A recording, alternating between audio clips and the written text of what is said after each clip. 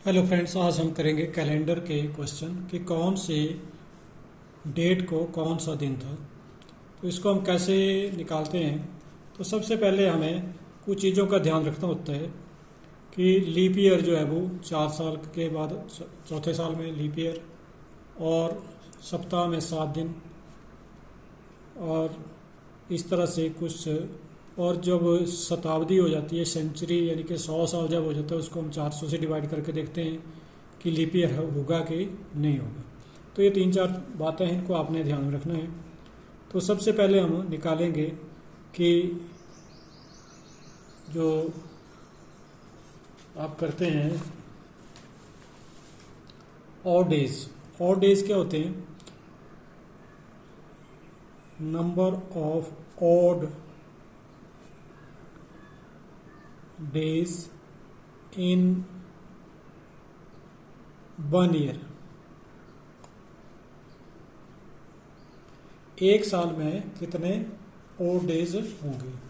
तो हम कैसे निकालते हैं ऑड डेज कि जो 365 दिन है हमारे, उसको हम 7 से भाग कर देंगे। 365 को 7 से डिवाइड करेंगे। डिवाइड करने के बाद जो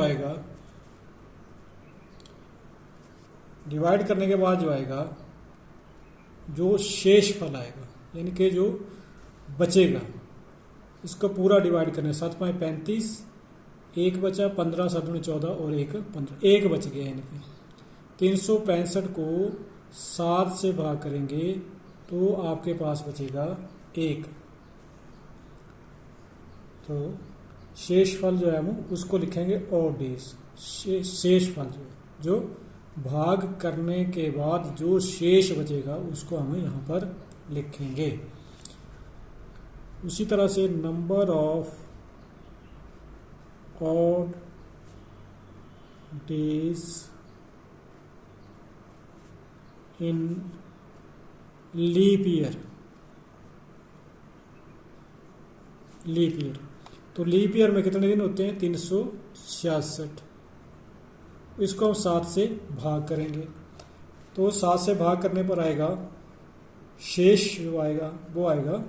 इसको जब भाग करेंगे तो भाग करने के बाद जो शेष बचेगा वो बचेगा 2।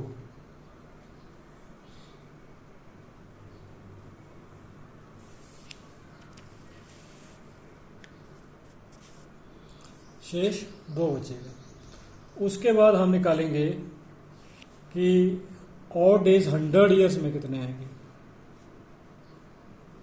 Number of odd days in 100 years. 100 साल में कितने होंगे? तो 100 साल में 100 प्लस 24 जो है इसके वो बनेंगे लीप ईयर। तो 24 दिन और बढ़ जाएंगे तो हो जाएंगे 124/7। और डेज आए, इसको भाग करेंगे हम। 7 1 7, 5 बचेंगे। 54 7 4 5 बच जाएंगे यहाँ पर। तो और डेज बचे हमारे पास, यानी कि शेष जो बचा 124 को 7 से भाग करने पर वो लिखेंगे हम यहाँ पर, वो आया 5। अब उसके आगे लिखेंगे हम number of odd days in 200 years. 200 साल में कितने हो जाएंगे?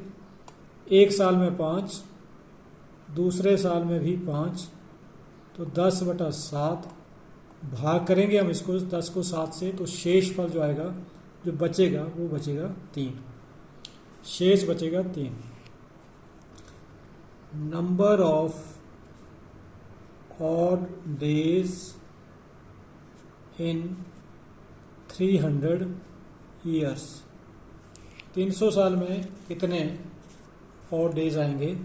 तो एक साल में 5, दूसरे में भी 5 और तीसरे में भी 5, तो हो गए 15/7। 15 को 7 से भाग करेंगे तो शेष कितना आएगा, 7 दूनी 14 और 1 बच जाएगा, तो वो 1 यहाँ पर लिख देंगे। इसके बाद आएगा number of odd days in 400 years.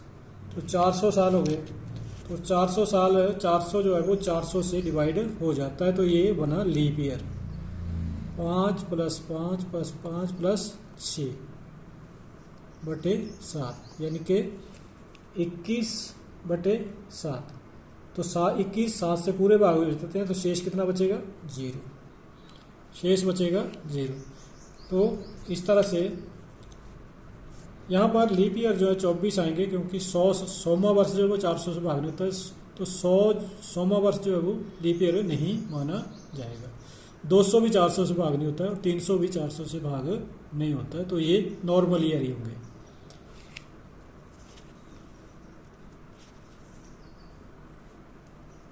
तो ये हो गया। उसके बाद हम देखेंगे कि जैसे जनवरी है, तो जनवरी कितने दिन का होता है, 31। तो और डेज जनवरी में कितने आएंगे, 7 से डिवाइड करेंगे तो जनवरी के 3 दिन बचेंगे। फरवरी अगर नॉर्मल है तो 0 और लीप ईयर है तो 1 दिन बचेगा। मार्च को 31 दिन को 7 से डिवाइड करेंगे तो 3, 30 को 7 से डिवाइड करेंगे तो 2 बचेगा। 31 को यानी कि इस तरह से हम डिवाइड करेंगे तो जो बचेगा वो हमारा आएगा ऑड डेज। तो इस तरह से हम इसको ले लेंगे। उसके बाद आता है कि हम अगर इसको करना चाहें कि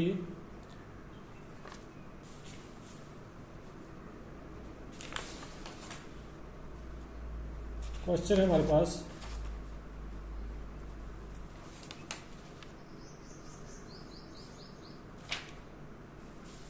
जब इसका क्वेश्चन हम करते हैं, क्वेश्चन ले लेते हैं कोई हम। तो क्वेश्चन जो है, मानो कि क्वेश्चन 1 ले लिया, पहला क्वेश्चन हमने ले लिया इसके लिए। तो क्वेश्चन 1 में हम लेते हैं कि 10 मई 1857 को कौन सा दिन था, कौन सा दिन था, कब, ये 10 मई 1857 जब स्वतंत्रता संग्राम जो है हमारा शुरू हुआ था, उसमें कौन से दिन में वो शुरू हुआ था। तो इसको करने के लिए सबसे पहले हम कितने दिन हैं, 1800। हम पहले 1800 की बात करेंगे, फिर 56 की बात करेंगे, फिर 1 साल और की बात करेंगे। तो इस तरह से हम पहले करेंगे। तो 1800 कैसे बनेंगे, पहले हम लीप ईयर ले लेते हैं कि इसमें लीप ईयर कौन सा आएगा 1800 से पहले। तो 1800 से पहले तो आएगा number of odd days in 1600 years. 1600 वर्षों में दिन कितने बढ़ गए, 0। लीप ईयर में 0 होता है, ये 0। उसके बाद कितने, 1800, तो 200 number of odd days in 200 years. 200 सालों में कितने बढ़े, 200 सालों में यहाँ पर लिखा है number of days in 200 years कितने, 3। तो यहाँ पर 3 आ गए। उसके बाद आएंगे 1857। 57 मतलब 57 चला हुआ है लेकिन 56 पूरे हो गए। जो पूरे हो गए उनको हम पहले लेते हैं। तो number of odd days in 56 years. तो 56 ईयर्स में जो लीप ईयर आएंगे वो 4 से डिवाइड करेंगे 56 को, तो 14 आएंगे। 14 आएंगे तो 56 प्लस 14 हो जाएंगे, कितने हो जाएंगे, 70।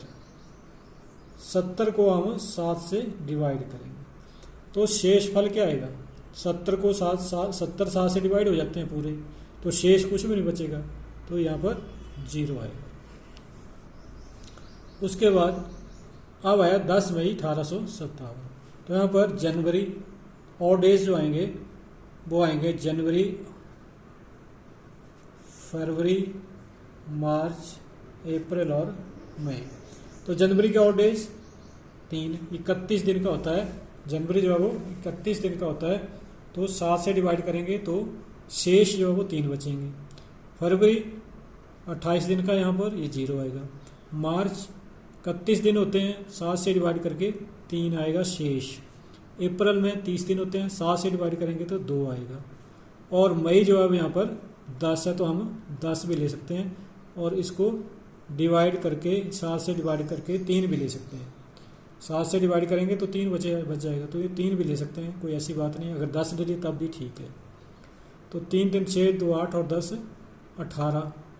18 को 7 से भाग करेंगे तो 18 को 7 से, तो 7 दूनी 14, और शेष कितने बचे? 4। शेष कितने बचे? 4 बच गए। तो टोटल ऑड डेज कितने हो गए? टोटल ऑड डेज 4 और 3 7। तो 7 जो है वो 7 से भाग हो जाता है, तो कितने बचेगा? तो 7 जो है किससे भाग हो जाएंगे? 7/7 क्या आएगा? शेष कितना आएगा? 0। शेष कितना आएगा? 0। तो 0 का कौन सा होता है? संडे। तो यहाँ पर आएगा यानी कि 10 मई 1857 को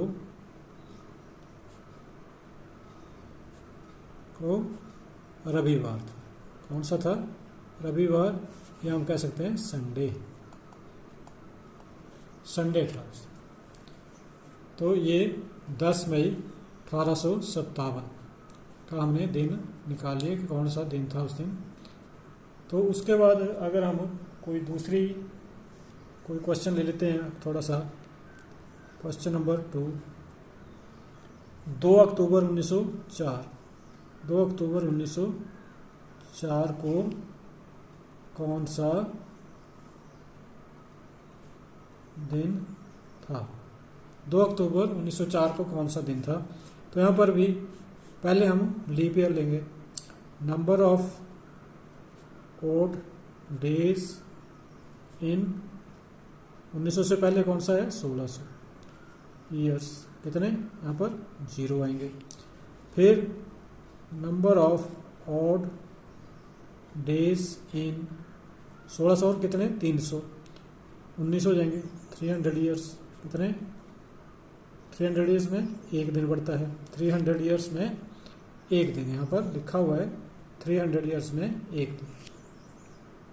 उसके बाद आएगा, हो गए पूरे। अब ये यहाँ पर कितने? 3 साल। तो नंबर ऑफ ऑड डेज कितने हुए?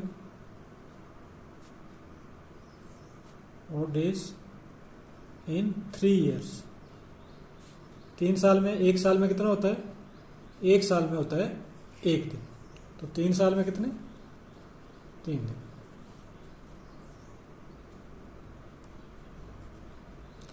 उसके बाद आएगा 2 अक्टूबर 1904। तो यहाँ पर जनवरी, फरवरी, मार्च, अप्रैल, मई, जून, जुलाई, अगस्त, सितंबर और अक्टूबर। नंबर ऑफ ऑड डेज आएंगे जनवरी में 3, फरवरी में 1 आएगा क्योंकि लीप ईयर है, और मार्च में 3 आएंगे, इसमें 2 आएंगे, इसमें 3 आएंगे, इसमें 2 आएंगे, इसमें 3, इसमें भी 3 और इसमें 2, और अक्टूबर में भी 2 क्योंकि 2 अक्टूबर है। इनको जोड़ देंगे 3 1 4 3 7 2 9 3 12 2 14 3 17 3 20 और 2 22 और 2 24 हो गए। 24। अगर हम इसको 7 से डिवाइड कर देते हैं तो कितने आएंगे? और डेज आएंगे। और डेज ये 24 हुआ, और डेज हुए। इनके 24 को हम 7 से डिवाइड करेंगे तो शेष आएगा हमारे पास 3। शेष कितना आएगा? 3। तो टोटल ऑड डेज कौन कौन से हुए? 1, 3 और 3। कितने हुए? 3 1 4 और 3 7, 7 और डेज हुए। तो 7 को हम क्या करेंगे, डे निकालना तो हम 7 से ही डिवाइड करना। शेष कितना बचेगा, 0। शेष भी 7 7 से भाग हो जाएंगे पूरे के पूरे, तो लास्ट में शेष 0 बचेगा। तो डे कौन सा है, यानी कि हम लिखेंगे 2 अक्टूबर 1904 को क्या था, रविवार, या और लिख देंगे संडे। तो इस तरह से हम इन क्वेश्चन को, कैलेंडर के क्वेश्चन को इस तरह से हम ज्ञात करते हैं। तो इसको ढंग से आप देख लें और वीडियो को पूरा देखें। पूरा देखने से ही आपको, एक बार अगर आपने एक क्वेश्चन कर लेंगे, ढंग से कर लेंगे, समझ के कर लेंगे, तो आपके लिए बहुत ही आसान तरीका है ये, और इससे बड़ी और कोई तरीका नहीं हो सकता है आपके इस क्वेश्चन को सॉल्व करने के लिए। इसके साथ ही आपका बहुत बहुत धन्यवाद। वीडियो को लाइक करें, शेयर करें और सब्सक्राइब करें। धन्यवाद।